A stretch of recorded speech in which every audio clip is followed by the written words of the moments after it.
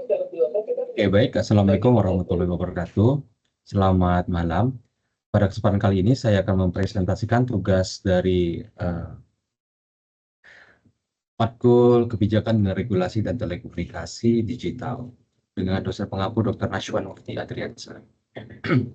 Sebelumnya, perkenalkan nama saya Giovanni Briana Madagasta dari kelas Magister Teknik Elektro, Fakultas Teknik Elektro, dan pada kesempatan kali ini tugas besar kita mengambil judul analisis komprehensif kerjasama strategi antara penyedia layanan over the top atau OTT dan penyelenggara telekomunikasi di Indonesia. Oke, langsung saja. Sebelumnya kita membuat tugas besar ini bersama teman-teman yang lain, Hurul Aini serta Haura Sapinatur Rahma. Berikut adalah daftar isi dari pembahasan kita yang akan kita bahas pada malam ini. Kemudian kita masuk ke latar belakang. Layanan OTT atau over the top merupakan layanan digital yang disampaikan langsung ke pengguna lewat internet tanpa infrastruktur jaringan sendiri. Peran operator telekomunikasi karena tidak perlu lisensi dan investasi jaringan seperti penyedia layanan tradisional. Kemudian kategori layanan OTT itu terbagi menjadi 3 kategori. Yang pertama ada hiburan, komunikasi, dan e-commerce atau logistik. Dan yang selanjutnya ada ketergantungan OTT pada infrastruktur internet. Layanan OTT sangat bergantung pada kualitas koneksi internet dari penyelenggara telekomunikasi itu sendiri. Jika tidak ada jaringan internet yang stabil dan cepat, maka pengalaman pengguna akan terganggu dengan signifikan. Hal ini akan menciptakan hubungan simbiotik antara OTT serta operator telekomunikasi. Pada slide berikutnya, itu masih membahas mengenai latar belakang dan berkenaan tentang penyelenggara telekomunikasi. Jadi penyelenggara telekomunikasi itu memiliki tugas atau fungsi sebagai berikut. Yang pertama adalah bertanggung jawab atas pembangunan serta pengelolaan infrastruktur jaringan. Ini infrastruktur yang dimaksud ini termasuk dengan dari mulai 2G sampai dengan 5G, fiber optik, kabel laut, serta data center atau database yang digunakan dalam infrastruktur jaringan telekomunikasi. Kemudian penyedia layanan internet atau sering kita sebut dengan ISP atau Internet Service Provider yang menyediakan suara serta data. Kemudian fondasi penting ekosistem digital dan layanan OTT. Kemudian investasi besar jangka panjang termasuk spektrum, menara, kabel serta pemeliharaannya nanti. Contohnya adalah seperti contoh provider ini adalah seperti Telkomsel, Indosat, XL, Smartfren, dan Usenet, dan lain sebagainya. Masih banyak contoh-contohnya. Oke, kenapa sih penting dalam berkolaborasi antara OTT serta operator dari telekomunikasi itu?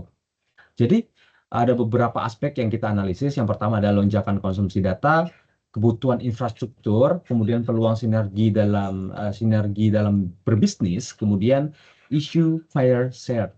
Nah, ini merupakan aspek-aspek mengapa penting untuk melakukan kolaborasi antara OTT serta operator telekomunikasi. Kemudian ada juga pasar digital yang kemudian membeludak, kemudian OTT jadi bagian hidup sehari-hari di hidup kita, kemudian permasalahan yang kita ambil ini tentunya memiliki tantangannya sendiri, tantangan serta peluang seperti regulasi investasi infrastruktur jadi tantangan di negara kepulauan. Tapi peluang kolaborasi ini sangat besar dan peran regulator di sini sangat dibutuhkan dalam mengatur regulasi-regulasi dalam kolaborasi OTT serta operator telekomunikasi ini. Seperti peran regulator itu contohnya seperti Kominfo, BRT yang mendorong kerangka kerja adil dan berkelanjutan, termasuk berkenaan dengan isu-isu fair share dan regulasi OTT. Jadi rumusan masalahnya adalah sebagai berikut. Bisa dilihat di PPT.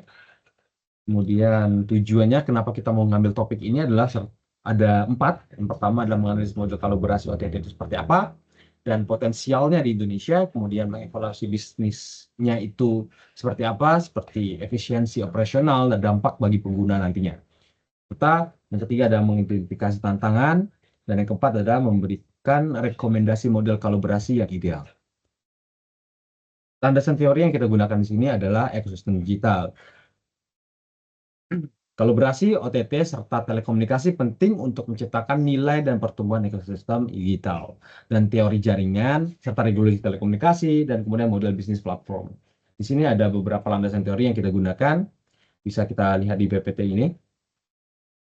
Dan kita masuk ke bagian analisis serta peluang kolaborasi. Bagi telekomunikasi sendiri, kolaborasi ini akan membuat lalu lintas data semakin meningkat, yang mengakibatkan ROI infrastruktur lebih cepat juga dan akan mendapatkan pendapatan baru seperti bundling DCB, revenue sharing seperti itu. Kemudian ada yang ketiga, meningkatkan loyalitas dan retensi pelanggan dan transformasi jadi penyedia solusi digital. Bagi OTT ada fungsi dari kolaborasi ini antara lain adalah seperti sebelumnya yang sudah saya jelaskan di bagian sebelumnya, ada akses cepat juga ke pengguna telekomunikasi, kemudian kualitas layanannya juga akan membaik, UI UX-nya lebih baik dengan tampilan CDN dan pastinya latensi yang rendah. Dan kemudian ada efisiensi biaya. Efisiensi ini mencakup dengan efisiensi akuisisi serta efisiensi biaya pemasaran. Dan peluang inovasinya juga akan meningkat. Dan bagi konsumen sendiri juga akan ikut merasakan dampak baik dari kolaborasi ini. Yang pertama ada paket data plus OTT lebih terjangkau nantinya. Kemudian UX-nya mulus, yang seperti sudah saya jelaskan juga sebelumnya, akan meminimalisir buffering dan akan membuat koneksi makin stabil. Dan akses mudah ke konten serta aplikasi. Dan yang terakhir adalah lebih banyak pilihan layanan yang fleksibel. Oke, kemudian ada juga pasti dari sebuah regulasi atau peraturan itu pasti memiliki sebuah tantangan serta hambatan dalam pelaksanaannya. Begitu juga pada tantangan dan begitu juga dalam kolaborasi antara OTT ini sama dengan operator telekomunikasi. Pastinya memiliki tantangan. Tantangan yang sudah kita jabarkan, sudah kita analisis adalah sebagai berikut. Terdapat revenue sharing, kemudian netralitas jaringan, kemudian isu file sharing sebelumnya saya singgung, kemudian kanibalisasi layanan, kemudian privasi serta keamanan datanya juga akan menjadi isu nantinya dan menjadi hambatan. Kemudian perbedaan budaya bisnis. Tentunya dalam berbisnis itu memiliki sebuah budaya sendiri. Mulai dari operator telekomunikasi serta OTT itu juga akan memiliki budaya bisnis yang berbeda. Oke. Kemudian kita masuk ke studi kasus dan kolaborasi. Pada contoh 1, Telkomsel dengan Disney Plus Hotstar. Ini sudah menjadi kolaborasi yang sudah terjadi. Bentuk kolaborasinya seperti bundling mencakup dengan kesuksesan dengan paket data khusus dan promosi intensif. Manfaatnya tentu banyak. Terdapat akses masif pelanggan bagi Disney Plus Hotstar, kemudian peningkatan nilai paket, dan ARPU dan retensi bagi Telkomsel. Namun, tetap memiliki tantangan, seperti negosiasi pembagian pendapatnya, bagaimana, dan jaminan kualitas streaming saat peak hour itu nanti bagaimana jika mengkolaborasikan dua hal ini.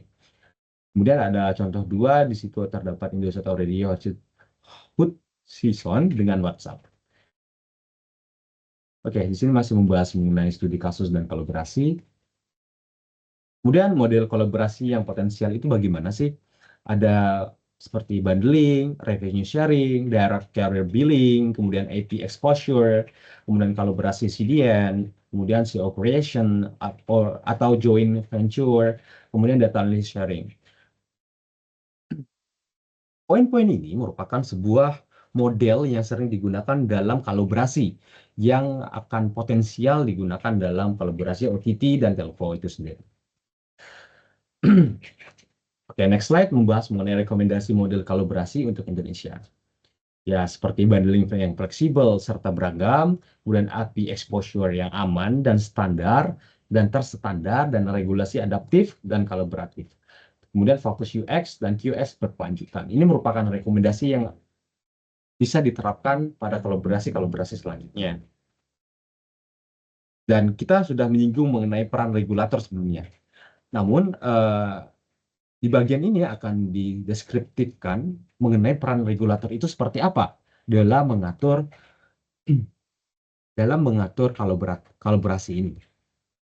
Ya, yang pertama ada fasilitator netral, yang fungsinya adalah untuk mediasi adil isu yang sensitif terjadi, seperti yang sudah saya singgung, seperti revenue sharing, fire share, kemudian isu-isu lainnya. Regulator di sini menjadi penengah di antara permasalahan-permasalahan yang mungkin bakalan terjadi di proses kolaborasi itu. Kemudian sebagai kebijakan adiktif dan visioner.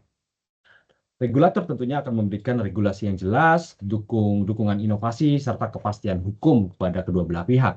Dan yang tiga adalah penjaga persaingan yang sehat. Sama seperti bagian pertama, yaitu sebagai pembatas atau penengah yang akan menjembatani pihak satu dan pihak kedua. Kemudian adalah perlindungan konsumen. Di sini regulator memegang peran yang sangat penting dalam menjamin keamanan daripada konsumen itu sendiri, seperti jaminan layanan berkualitas, privasi data, dan transparansi. Dan tidak menutup kemungkinan regulator juga membuka peluang dalam berinvestasi, seperti menciptakan iklim regulasi, kemudian insentif untuk infrastruktur digital, itu bisa dibuat regulasinya menggunakan berdasarkan dengan regulator-regulator yang bekerja.